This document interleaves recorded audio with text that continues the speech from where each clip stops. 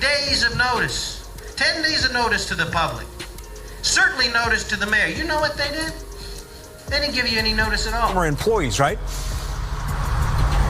That's correct. We spoke with one of the plaintiffs who says that she was fired for not being a yes man, for not following the mayor's orders. News between Dalton's mayor and the village's board of trustees after multiple members did not attend tonight's monthly meeting. I am about to address some things as the supervisor. There will be no comments. There won't be anything. It'll just be me addressing you guys to tell you what. It started like any other uneventful Tuesday evening in Dalton, Illinois, a routine local board meeting that barely raised an eyebrow. But that illusion shattered the moment Mayor Tiffany Henyard stepped into the spotlight. She stood alone at the microphone. No trustees, no quorum, just her and the cameras. What followed wasn't governance. It wasn't even a meeting. It was pure political theater. "This is not a Q/A," she declared. "This is my statement." And with that, the political circus of Dalton unveiled its latest act. Tiffany Henyard wasn't addressing the board. There wasn't one. She was speaking to a dwindling audience, and more importantly, the cameras. This wasn't leadership. It was a performance. Defiant, brazen, desperate. But that bizarre monologue was only the opening act. Behind the curtain, the walls were already closing in. Henyard was no longer just battling bad press or combative trustees. This time, the threat came from within her own inner circle. The real betrayal, the kind that topples power structures, didn't come from a journalist or a political rival. It came from her own people. Leaked footage, allegedly from someone close to her, made its way online. Some are calling it the biggest political backstab of 2025. Others call it karma. Either way, the fallout was immediate. Henyard had long relied on loyalists to shield her from criticism. Now that fortress was crumbling, and fast. But let's rewind. Henyard's actions have been raising eyebrows for months. From unilaterally appointing a new village administrator and attorney, without board approval, to dragging her personal lawyer into a canceled meeting just to berate absent trustees, her behavior was spiraling, erratic, controlling, out of touch. It wasn't governance anymore. It was damage control on a sinking ship. And just when things seemed like they couldn't get more chaotic, the Illinois Attorney General stepped in. According to a ruling from Kwame Raoul's office, Dalton violated the Open Meetings Act not once, but twice last summer, June and July. The reason? Under Henyard's watch, Village Hall turned into a virtual fortress. Doors were locked. Seats were removed. Public access denied. Her reasoning? A handwritten note in blue marker, calling her and her mother losers. Yes, a blue marker note. And no, it didn't even arrive until after meetings were over. The Attorney General wasn't buying it. The explanation was deemed completely unjustified and a clear overreaction. But honestly, that's been a defining pattern of Henyard's time in office. Overreach, overspending, and over-the-top reactions to even the mildest opposition. And speaking of spending, brace yourself. After months of delays, investigators finally obtained Henyard's township credit card records. What they found was staggering. Over $67, 000 spent on travel in just 5 months. And that's just from the township's books. Add in charges billed to the village of Dalton, and the total balloons past $100, 000. Her defense? She called it conference attendance. Right, because nothing says community leadership like first-class flights, lavish meals, and luxury hotels. But this saga wouldn't be complete without a subplot starring her former right-hand man, Keith Freeman. Freeman was a guy who knew everything. Every deal, every cover-up, every skeleton in the closet. The moment Henyard suspected he was cooperating with the FBI, she tried to oust him. But here's the twist. The board never approved his removal. So, while Henyard was busy installing loyalists and consolidating power, Freeman remained a legally recognized village administrator. That's right, still employed, still connected, still dangerous. Rumors swirled that Freeman had made a deal with federal investigators, that he had receipts, real evidence, the kind that doesn't vanish under a press conference or get buried by spin.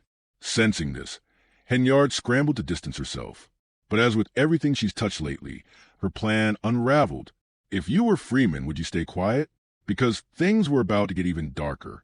Now, let's not pretend Freeman is some white knight. He's facing charges too. Bankruptcy fraud and retaliation against employees who wouldn't toe the line. But Henyard didn't defend him. She threw him under the bus the moment things got too hot. Classic survival move. But it backfired. The second Freeman turned against her. The lawsuits began piling up. 3 former employees are now suing her administration. One says she was fired for refusing to be a yes woman.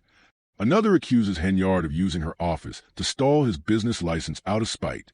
And then there's Dwayne Thrash, the former maintenance manager. He alleges he was forced out after refusing to help replace a school board attorney with someone more compliant. Now he's suing for constitutional violations and wrongful termination. Spot the pattern?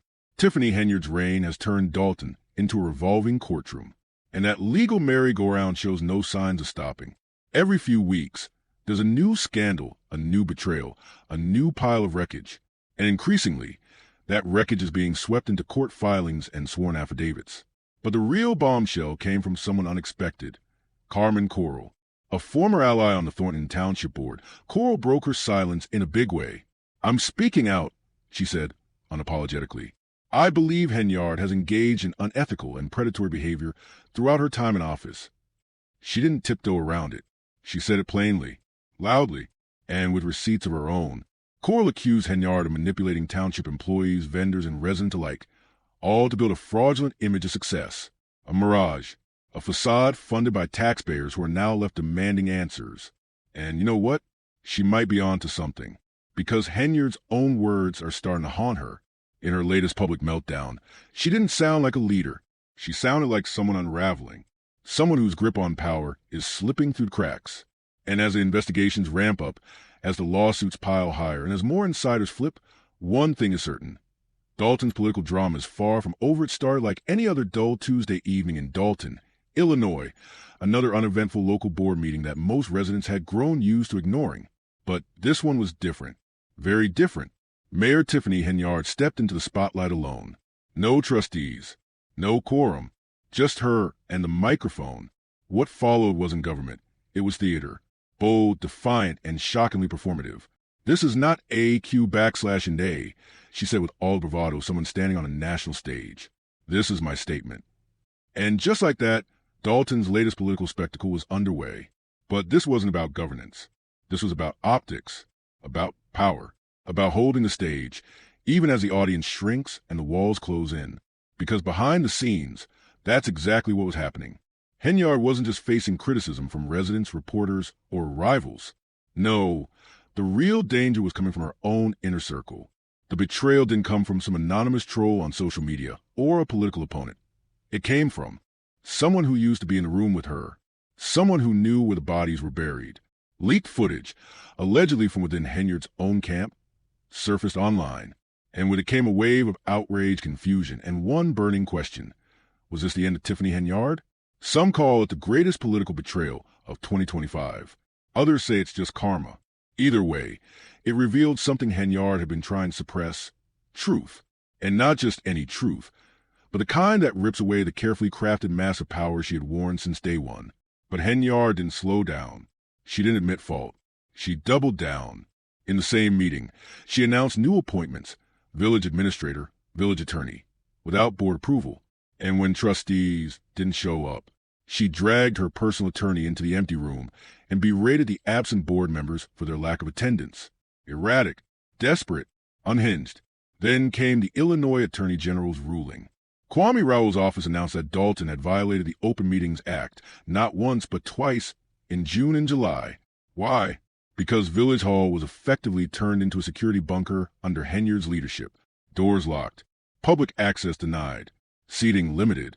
The excuse? A handwritten letter in blue marker that called her and her mother losers. Yes, a letter written in blue marker. One that didn't even arrive until after the meetings were already over. The Attorney General called it what it was: an unjustified overreaction. And honestly, that's been the pattern all along: overreactions, overreach, and overspending. Which brings us to the money. After months of investigative digging, authorities finally got access to Henyard's township credit card records. What they found was jaw-dropping. $$67,000 spent on travel in just 5 months, and that's just on the township's dime. Add in expenses charged to the village of Dalton, and the total climbs to over $100,000,000. Her defense? She called it conference attendance. Right, because nothing says community service like 5-star hotels, first-class flights, and luxury dining. But if there's one name that keeps popping up in this unraveling web, it's Keith Freeman, her former right-hand man. He knew everything. Every backroom conversation, every shady deal, every attempt to cover things up. So when rumors started flying that Freeman had begun cooperating with the FBI, Henyard moved fast to cut him loose. She tried to remove him, but in classic Henyard fashion, she skipped the part where the board has to prove such a move. Spoiler alert, they didn't, which means Freeman was never officially removed. Legally, he's still the village administrator, still in power, still has access, and according to insiders, ***, still dangerous ***. Word on the street, Freeman has receipts. Not gossip, not rumors, actual evidence. Evidence that can't be buried in a press conference or erased by spin. Rumors say he struck a deal with federal investigators, and that's exactly why Henyard tried so hard to push him out. But the plan backfired, just like everything else. Ask yourself this. If you were Keith Freeman, would you stay silent?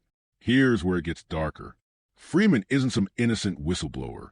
He's facing federal charges of his own, including bankruptcy fraud and retaliation against employees who refuse to follow orders. But when Henyard saw the heat coming, she didn't stand by her longtime ally. She turned on him, threw him under the bus. A textbook survival move, but one that only fueled the flames. Because the moment she cut Freeman loose, he flipped the script.